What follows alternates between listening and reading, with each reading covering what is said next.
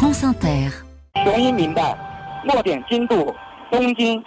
Et Sébastien, on commence au nord de la Chine, où ont atterri la nuit dernière 3 astronautes de retour de l'espace. Le drapeau rouge étoile jaune qui flotte au vent, en plein désert de Gobi, juste à côté de la capsule, qui vient d'atterrir à peine décrochée du vaisseau spatial Shenzhou 16.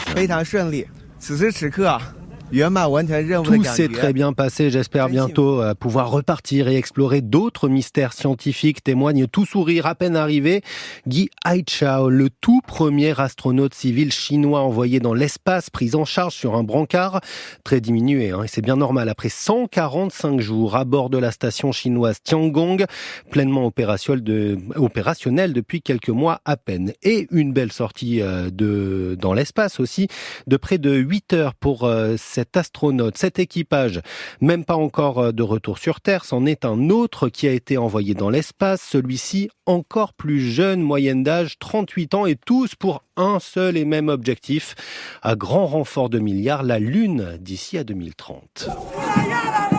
Et nous voici maintenant dans un pays d'Amérique centrale qui tourne au ralenti depuis des jours. Ça bouchonne, en tout cas sur les grands axes du Panama, avec des barrages un peu partout en province et des manifestations monstres dans la capitale. Des milliers de personnes dans les rues pour demander la fin de l'exploitation sur la plus grande mine de la région, située à 200 km seulement de la ville de Panama, et où sont extraits chaque année quelques 300 000 tonnes de cuivre. La contestation a trouvé un nouveau souffle après que la justice s'est prononcée contre le référendum proposé sur le sujet par le président Laurentino Cortizo, qui a d'ailleurs décidé de passer en force sans que ça n'apaise vraiment la colère.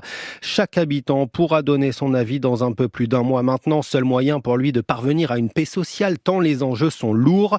L'écologie, comme trop souvent, opposée à la réalité économique. La mine, qui emploie 8000 personnes, 40 000 indirectement, génère 4% du PIB du Panama et représente les 3/4 des revenus à l'exportation du pays. Et ça n'a rien à voir, nous voici au Japon, Sébastien, dans le brouhaha de Shibuya, où la fête d'Halloween fait bien trop peur. Ne venez pas à Shibuya pour Halloween. Le panneau installé dans l'un des quartiers les plus touristiques de Tokyo est explicite. Les commerçants et les autorités tremblent. Pas qu'ils aient un problème en particulier avec les citrouilles et les sorcières, mais ils préfèrent, semble-t-il, se passer de retombées économiques importantes pour raison de sécurité.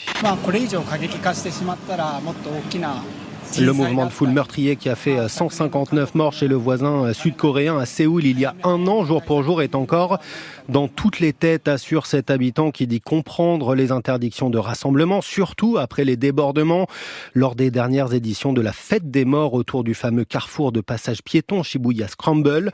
Entre consommation excessive d'alcool et attouchements sexuels en pleine rue, 370 agents de sécurité sont mobilisés, près du double par rapport à l'an dernier. Sébastien Cabrita dos Santos, merci beaucoup. Vous revenez demain.